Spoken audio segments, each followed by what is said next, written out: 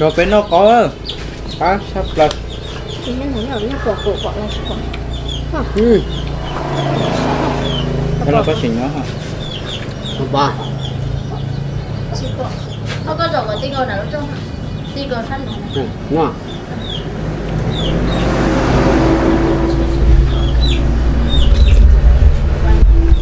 Chỉ có sợ được con nghe. Cái nào bên trong thẳng rồi. Thẳng hả? Có cả. Nó có chỉ đọc sát tiếng hả? Bỏ thôi.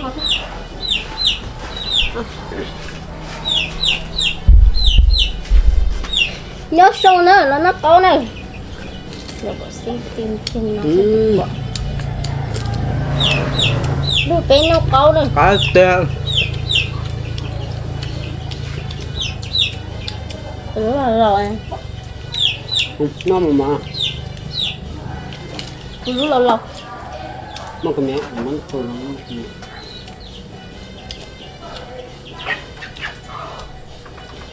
Ủa cá gì thế? Cái Cá gì? tê. Ủa? Gì cũng muốn. Nếu bỏ đến chơi mùa trong đây nó giờ có lấy trả là hả? Như thế à?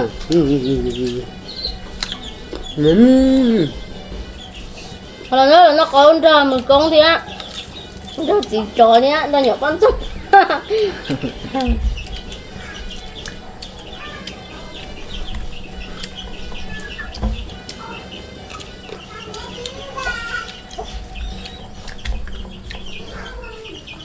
Cá độ.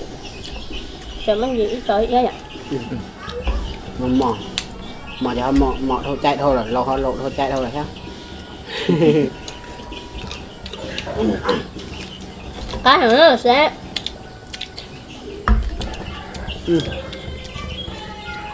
Đi nọ sao? sâu lại rồi. Sâu à? Một con rồi. Cái gì? Sầu. Hay năng. Chứ có chuyện nào chứ hay rẽ lỏ tụ có tí tao năng nào. Rồi.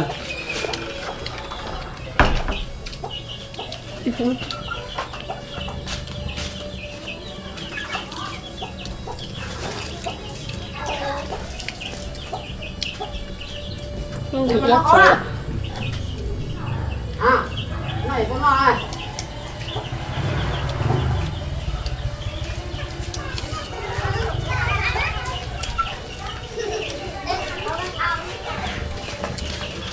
Nó phải nó có. Có phần đó nè. Không phải được còn không, được còn bọn. Cái mà thay đấy nào. Nó có.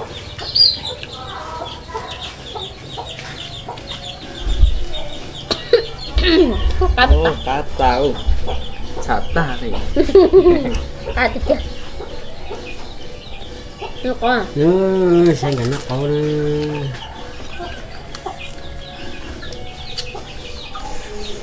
Ui, giờ tôi hãy cho.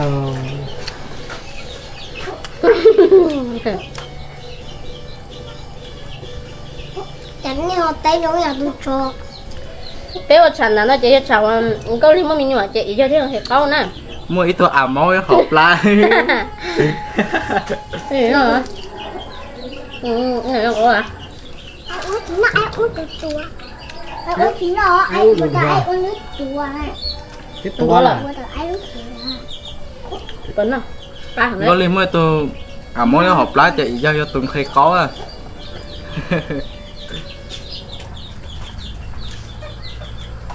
Không bao giờ sao? À đi tiếp. Nó mà. Yeah. Đi trở lại. Nó cho cần nói nó tao thời các cá. Nè các cá mình chưa cái gì.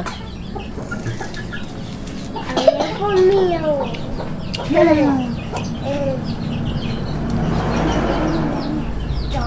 Cái gì tôi nó có mà chừng khi ha. Có. Nó còn chạy. Đi Có. Nó chính chạy. thì cày. Có sữa. Có sữa. Nó có. Dạ trời nó dậy mẹ ngồi. Cái gì đó hả?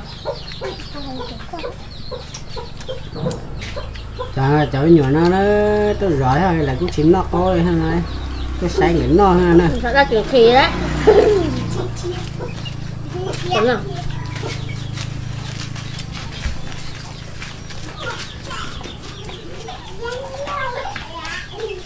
Cái rồi.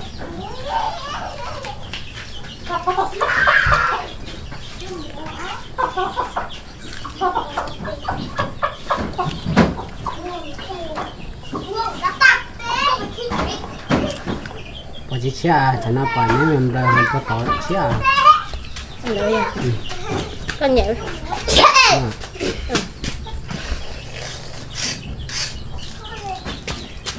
Con mạnh nhẹo con.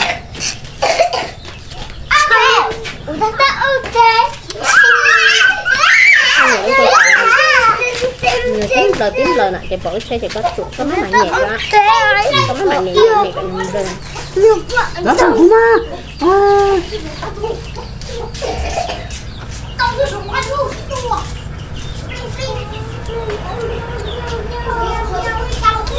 gỡ có bên nào có xong rồi thua có chỉ lại là ôi trời có chỉ lại xe là từ đấy sao thì cũng mà cũng là cũng nhau có tỏi thay rồi hay à dạ mua cho sao xăm nó có xong gấp xưa của tôi lộn đây tôi cũng đúng cái rổ mà của sáu chị rổ hết sáu rồi chị rộng mà sáu uyển cô có sẽ có rồi lại gì cũng mang rồi lại đi bò nó rồi mà hai rồi cái gì cái sẽ có tài tin mình làm mà hai rồi tao nói lại cũng nó cho nó tiếp bỏ thì nó cái rồi tao có chụp bò nó xe rồi tao của ha như thế nào có xứ của hàng có cái rổ nó nấy rồi không có cái đồ cả rộng ăn có xe cáiตู้dám cáiตู้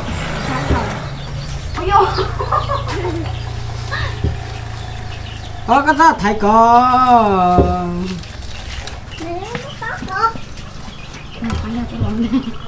à nên ra thầy có mà chụp bò lại nè nó nên tại đây nên tại đây cho thầy có chụp bò lại to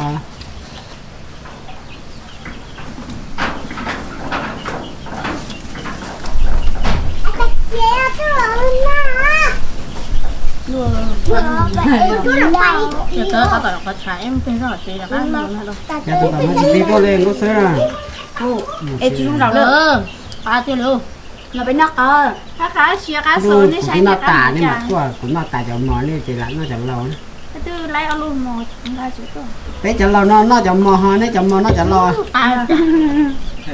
nó ở luôn một này ạ nó ta cũng cao lập sơn ăn có suy nhiệt chết của luôn nóng nè ở lúc mà chấp lên không có nó chấp được nó sao mà hết chỉ cho nhau không đâu nó mẹ kêu cho con dâu nó cái thằng đây có bậy ha cái thằng rồi có nó xin nó có gì hết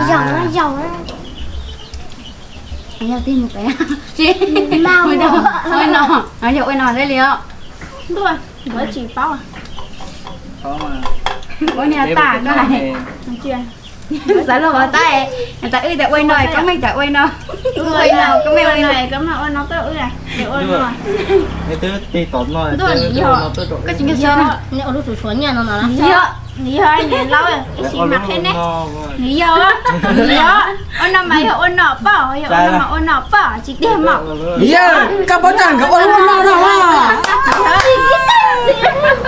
ôi nó chỉ hay tiền luôn nó nằm mà ôi nó là hay bắt nhà tao ôi nó bắt nhà thì mấy nhà rồi mình nè và chỉ năng kề chỉ năng ở trà nó hộ nó kìa nó nọ vô rồi đấy nó ở nằm nhảy nhắn rồi gì nha nói là xé nói hơn chi ăn gì ta nào vào giờ rồi phần đâu một con phở đó nó ra cho thấy đó ở trong chuẩn đâu đó thấy nặng cho xé xả thì mua giờ giờ nếu nó thì phải dùng phải chuẩn đâu đó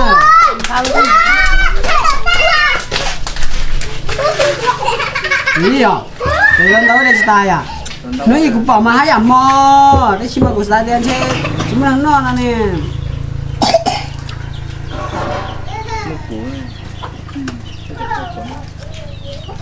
đúng rồi nó tài vô không tổn không cũng nhông cũng nè tụi nó nhông tụi nó kia lại là lo nhông hết lo nhông nó tay này tay nó hết bọt chết các bên nắp à cái cái chả đấy à gì chả có cưng ở trong cả không ăn cỏ không ăn có bao nhiêu sợ ưa lên chị chỗ thôi nào nhưng mà cái gì chừng như nó có sao mấy chả có thấy ở trên đây rồi lâu rồi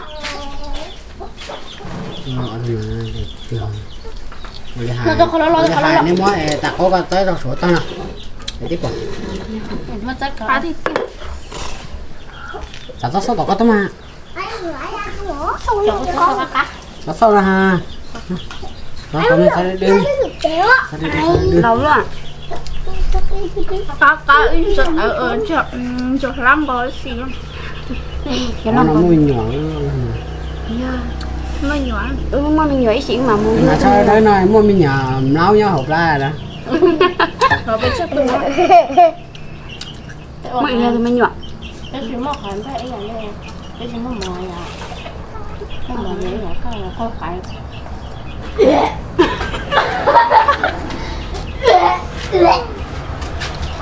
nó lúc trên lúc đây cho mình của nó chọn cung tôm mình đâu có mình cái nó bờ lọc mất đây rồi ở đây rồi ở đây vậy ở cái lò cái mày ăn có gì à thay cho em cái phần ôn là rất là nhiều là mà nó mình gì mỏi là nó mỏi chứ đây nó mỏi chứ đây cái mới cho còn mì ạ cái mới cho đã cô có đi á nó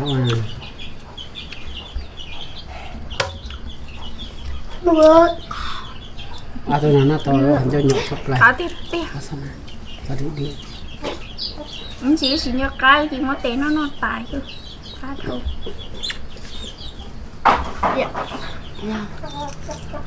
cá được căng câu cái thông của nó luôn mấy thứ này cả là còn những này này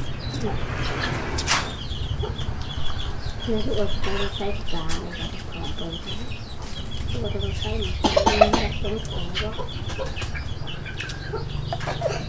bây giờ mới đã coi nó ra sai kẹo thì nó khó cái gì đâu được nó bảo nó bị nó xí nó đi làm nó cho bé ở thay tao thế rồi dây dưới nó sát tay không là giải kia một giải tố có giải tố nó sát tiền nó anh đi nó anh nói nhớ rồi nhớ thôi anh nói có cái năng á cái nó tạc nó nói chụp cái năng đi mà chỉ bắt anh nó mà đã tiệt tiền hun năng à hun năng chỉ cả hun năng nó tiêu năng chê luôn nè đã này luôn này con vẫn sao thấy cá mà có thì tiêu không chào đó chỉ bắt anh hun cho khử cùng chỉ lấy nó nhiều khua vậy nè bây giờ chỉ cuốn là cho nó cho chỉ cuốn mua để chỉ cái mò chỉ có rồi bút chi để bút chi này chỉ bút chi sẽ chặt cờ nó là cơ bé mà hơi chặt cờ đó hả có chưa sao chỉ có cả cờ có nhau giờ lọt tiền đi ấy ông nào sao tôi say tôi không trả còn nè phải luôn đâu cơ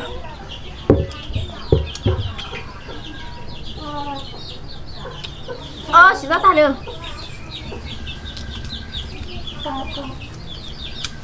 áo chân nó tạnh thôi cái là xin chị được không bài xin chị được không mà nó cũng thấy ít bao đó có sự ta còn lo kìa con ok